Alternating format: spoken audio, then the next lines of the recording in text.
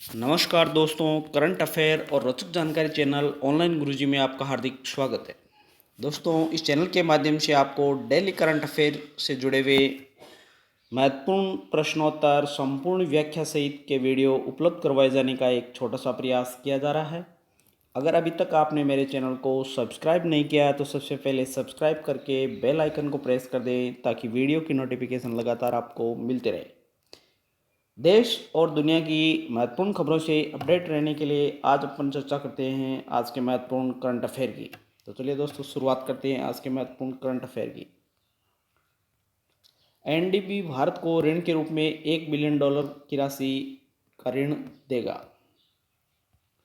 New development bank ने भारत को आपातकालीन सहायता ऋण के रूप में $1 बिलियन देने का फैसला किया है। ये राशि कोविड-19 के खिलाफ लड़ने, कोविड-19 महामारी से होने वाले मानवीय, सामाजिक और आर्थिक नुकसान को कम करने में भारत की मदद करेगी। न्यू डेवलपमेंट बैंक, इसका गठन जुलाई 2014 में हुआ था। एनडीबी का मुख्यालय शंघाई चीन में है। इसके सदस्य देश है वह ब्राज़ील, रूस, भारत, चीन और दक्षिण अफ्रीका है। न्यू डेवलपमेंट बैंक के अध्यक्ष है केवी कामत। आईसीएमआर घरेलू सर्वेक्षण करवाएगा। भारतीय चिकित्सा अनुसंधान परिषद आईसीएमआर घरेलू सर्वेक्षण करेगा। इस सर्वेक्षण के तहत विभिन्न जिलों में 24,000 वयस्कों में एंटीबॉडी परीक्षण किया जाएगा। घरेलू सर्वेक्षण वर्तमान में चल रहे सर्वेक्षणों से पूरी तरह से अलग है। इस सर्वेक्षण के तहत सभी जिलों के व्यक्तियों का परीक्षण किया जाएगा। इस हर जिले में सर्वेक्षण करने के लिए 10 स्वास्थ्य सुविधाओं को नियोजित किया जाएगा, जिनमें से 6 सार्वजनिक क्षेत्र से होंगे और 4 निजी क्षेत्र से होंगे। सीरो सर्वे, यह सर्वेक्षण 10 समूहों में किया जाएगा। चुने गए हर जिले में 400 यादृच्छिक घर होंगे। इन घरों में एक व्यस्त व्यक्ति का कोविड-19 एंटीबॉडी के लिए परीक्षण किया जाएगा। इसे ही सीरो सर्वे कहा जाता है। डब्ल्यूएचओ ने देशों को मजबूत संपर्क अनुरेखण स्थापित किए बिना अपनी अर्थव्यवस्थाओं को फिर से खोलने पर चेतावनी दी है।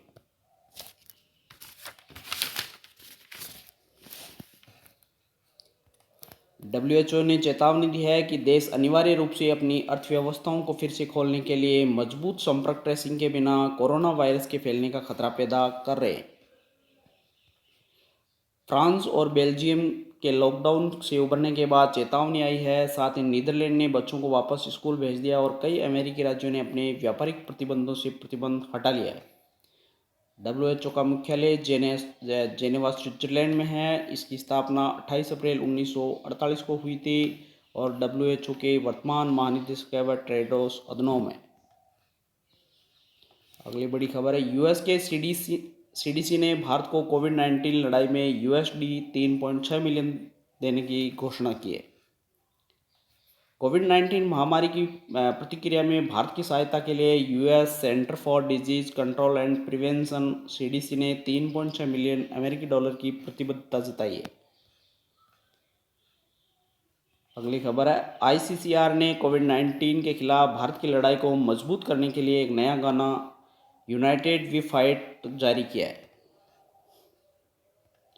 Indian council for cultural relation ICCR ने लोगों को एकजुट रहने और दुनिया भर में तबाही मचाने वाले कोरोना वायरस के खिलाफ सकारात्मक सोचने में मदद करने के लिए एक नया गीत लॉन्च किया है। गीत यूनाइटेड वी फाइट, जो अल्वारस द्वारा लिखा और संगीतबद्ध किया गया है, जिसे उषा उत्थुप, सलीम मर्चेंट, सैफ अली अल्वारेस, राशिद बेनी दयाल, सोनम कालरा, चंदनबाल कल्याण, जो अल्वारेस, सेलोम और समीरा ने गाया है। संगीत को ट्यूबी पंडित रविचारी, पंडित राकेश चौरसिया और उस्ताद फैसल कुरैशी ने बनाया है। अगली बड़ी खबर है, यूपी डाक विभाग ने एक दिन में सबसे अधिक संख्या में लोगों तक पहुंचने का रिकॉर्ड बनाया है। उत्तर प्रदेश में डाक विभाग ने अपने दरवाजे पर नकदी प्रदान करने के लिए एक ही दिन में अधिकतम व्यक्तियों तक पहुंचने में रिकॉर्ड स्थापित किया है। डाक विभाग के यूपी सर्कल ने आधार एनेबल्ड पेमेंट सिस्टम AEE के माध्यम से राज्य के 2.74 व्यक्तियों को लगभग 30 करोड़ रुपए का लेन देन किया है। टीवीएस समूह सुंदरम मेड IITM ने कम लागत स्वचालित श्वसन सहायता विकसित किया है। टीवीएस समूह सुंदरम मेडिकल फाउंडेशन और IIT मद्रास ने संयुक्त रूप से एक कम लागत वाली स्वचालित श्वसन सहायता उपकरण विकसित किया है, जिसे द सुंदरम वेंटेगो कहा जाता है। यह अंतर्राष्ट्रीय मानकों के लिए कार्यात्मक रूप से मान्य है और IIT मद्रास के health care technology innovation centre के साथ एक व्यापक जोखिम विश्लेषण किया गया है। मनोज आहूजा को CBSE अध्यक्ष के रूप में नियुक्त किया गया है। ओडिशा कैडर के IAS मनोज आहूजा को केंद्रीय माध्यमिक शिक्षा बोर्ड CBSE का नया अध्यक्ष नियुक्त किया गया है। आहूजा वर्तमान में विशेष निदेशक लाल बहादुर शास्त्री राष्ट्रीय प्रशासन अकादमी कार्मिक और प्रशिक्षण विभाग में कार्यरत है। आहूजा CBSE के अध्यक्ष के रूप में अनीता करवाड़ की जगह लेंगे। साई ने प्रशिक्षण पोस्ट लॉकडाउन को फिर से शुरू करने के लिए SOP तैयार करने की एक समिति बनाई है। भारतीय खेल प्राधिकरण साई ने तालाबंदी के बाद सभी साई केंद्रों में प्रशिक्षण फिर से शुरू करने के लिए एक मानक संचालन प्रक्रिया तैयार करने के लिए एक समिति का गठन किया है। शॉप्स में प्रवेश मानदंडों, स्वच्छता दिशा निर्देशों, कॉमन क्षेत्रों में की जाने वाली सावधानियों और केंद्र से यात्रा करते समय और एथलीटों द्वारा किए जाने वाले दिशा निर्देशों को विस्तार से शामिल किया जाएगा। साई का मुख्यालय दिल्ली में है। साई के संस्थापक युवा मामले और खेल मंत्रालय के अधीन आता है। इसकी स्थापना 24 जनवरी 1984 को हुई थी और वर्तमान में साई के जो महानिदेशक है वह संदीप प्रधान है। 2021 में किया जाएगा फीफा महिला अंडर-19 विश्व कप का आयोजन। ऑल इंडिया फुटबॉल फेडरेशन और स्थानीय आयोजन समिति LOC ने फीफा अंडर-17 महिला विश्व कप का पुनर्निर्धारण किया है। यह खेल शुरू में 2 नवंबर 2020 से आयोजित किया जाना था, जिसे अब स्थगित टूर्नामेंट 17 फरवरी 2021 और मार्च 2021 के बीच आयोजित किया जाएगा।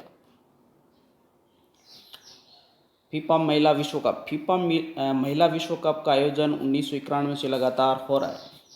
इसे 4 वर्ष में एक बार आयोजित किया जाता है। अब तक 6 देशों ने महिलाओं के विश्व कप की मेज़बानी की है। चीन और अमेरिका ने दोनों देशों ने टूर्नामेंट की 2 बार मेज़बानी की है। टूर्नामेंट की मेज़बानी करने वाले अन्य देशों में जर्मनी, फ्रांस, स्वीडन और कनाडा शामिल है। फीफा की स्थापना 21 मई 1904 को हुई थी। फीफा का मुख्यालय ज्यूरिख, स्विट्जरलैंड में है और फीफा के वर्तमान अध्यक्ष जियानी इन्फेंटिनो है। AIFF ने संध्या झिंगन और बाला देवी को अर्जुन पुरस्कार के लिए नामित किया है। अखिल भारतीय फुटबॉल महासंघ ने संध्या झिंगन और एन बाला देवी को इस साल के अर्जुन पुरस्कार के लिए नामांकित किया है। अर्जुन पुरस्कार एथलीटों की उपलब्धि को पहचानने के लिए युवा मामले और खेल मंत्रालय द्वारा सम्मानित किया गया एक सम्मान है। इस साल जनवरी में बाला यूरोप में खेलने वाली भारतीय महिला पेशेवर फुटबॉलर बन गई थी। बाला भारतीय महिला टीम के लिए शीर्ष स्कोरर है, जिसने 2010 के बाद से 58 मैचों में 52 गोल किए। संध्या झिंगन ने 2015 में फुटबॉल में अपनी अंतर्राष्ट्रीय शुरुआत की और वह राष्ट्रीय टीम में नियमित रूप से बनी हुई है। अभिनेता शफीक अंसारी का निधन हो गया है। सोनी टीवी के शो क्राइम पेट्रोल में अभिनय करने वाले शफीक अंसारी का निधन हो गया है। अंसारी ने सहायक निर्देशक और लेखक के रूप में भी काम किया है। वह 2003 में बनी बागबान के लिए पटकथा लेखकों में से एक थे, जिसमें अमिताभ बच्चन और हेमा मालिनी ने अभिनय किया था। पूर्व राष्ट्रीय टेबल टेनिस चैंपियन मनमीत सिंह वालिया का निधन हो गया है। पूर्व राष्ट्रीय टेबल टेनिस चैंपियन मनमीत सिंह वालिया, जो लगभग 2 वर्षों से दुर्लभ ALS बीमारी से पीड़ित थे, की मृत्यु हो गई है। मनमीत ALS एमियोट्रोफिक लेटरल स्क्लेरोसिस से पीड़ित थे। एक ऐसी बीमारी है जो मोटर न्यूरॉन अधपतन का कारण बनती है, जिससे स्वैच्छिक मांसपेशियां कमज़ोर हो जाती है। तो साथियों, ये थे आज के महत्वपूर्ण करंट अफेयर से जुड़े हुए खबरें जिन पर अपन ने विस्तार से चर्चा की। अब चर्चा करते हैं आज के महत्वपूर्ण प्रश्नों के बारे में। तो पहला प्रश्न है, फोर्ब्स इंडिया बिलियनियर्स लिस्ट 2020 में कौन शीर्ष पर है? तो वह है मुकेश अंबानी। मुकेश अंबानी रिलायंस इंडस्ट्रीज लिमिटेड के मालिक है। फोर्ब्स इन्फॉर्मेट अमेरिका की एक प्रकाशन एवं मीडिया कंपनी है। इसकी स्थापना 15 सितंबर 1917 को हुई थी। इसका मुख्यालय न्यूयॉर्क यूएसए में। अगला प्रश्न है, राष्ट्रीय प्रौद्योगिकी दिवस नेशनल टेक्नोलॉजी डे किस तिथि को मनाया जाता है? तो वह है 11 मई को। 11 मई 1998 को पोखरण राजस्थान में परमाणु बमों का सफल परीक्षण किया गया था। इसलिए इस दिन को 1998 के परमाणु शक्ति परीक्षण की वर्षगांठ को राष्ट्रीय प्रौद्योगिकी दिवस के रूप में मनाया जाता है। अगला प्रश्न है, किस टाइगर रिजर्व में बाघों की संख्या 88 से बढ़कर 96 हो गई है? तो वह सुंदरवन पश्चिम बंगाल में स्थित है। वहाँ पर 88 से बढ़कर के 96 हो गई है। सुंदरवन राष्ट्रीय उद्यान भारत के पश्चिम बंगाल राज्य में गंगा नदी के सुंदरवन डेल्टा क्षेत्र में स्थित एक राष्ट्रीय उद्यान है।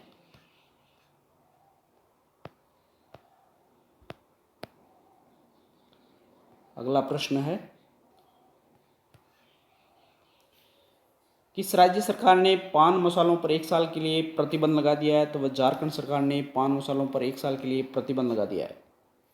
झारखंड की स्थापना 15 नवंबर 2000 को हुई थी। झारखंड की राजधानी रांची है। यहाँ के मुख्यमंत्री हेमंत सोरेन झारखंड मुक्ति मोर्चा से संबंध रखते हैं। झारखंड के गवर्नर द्रौपदी मुर्मू है। झारखंड उच्च न्यायालय के मुख्य न्यायाधीश का नाम रवि रंजन है। झारखंड के 5 पड़ोसी राज्य हैं, बिहार, उत्तर प्रदेश, पश्चिम बंगाल, ओडिशा और छत्तीसगढ़। झारखंड में लोकसभा की 14 सीटें हैं, राज्यसभा की 6 सीटें हैं और विधानसभा में 81 सीटें हैं। कर्क रेखा भारत के झारखंड राज्य से होकर गुजरती है। कर्क रेखा भारत के 8 राज्यों से होकर निकलती है। ये 8 राज्य हैं, गुजरात, राजस्थान, मध्य प्रदेश, छत्तीसगढ़, झारखंड, पश्चिम बंगाल, त्रिपुरा और मिजोरम राज्य है जिनसे कर्क रेखा गुजरती है। अगला करंट अफेयर से जुड़ा हुआ प्रश्न है, अंतर्राष्ट्रीय हॉकी महासंघ के अध्यक्ष का कार्यकाल वर्ष 2021 तक बढ़ा दिया गया है। तो उनका नाम क्या था? नरेंद्र ध्रुव बत्रा। FIH विश्व में जितने भी हॉकी के खेल होते हैं FIH रेगुलेट करता है। इंटरनेशनल हॉकी फेडरेशन अंतर्राष्ट्रीय हॉकी महासंघ की स्थापना 7 जनवरी 1924 को हुई थी। इसका मुख्यालय लुसाने स्विट्जरलैंड में। वर्तमान अध्यक्ष है वह नरेंद्र बत्रा है और CEO है थियरी वेल है। अगला प्रश्न है,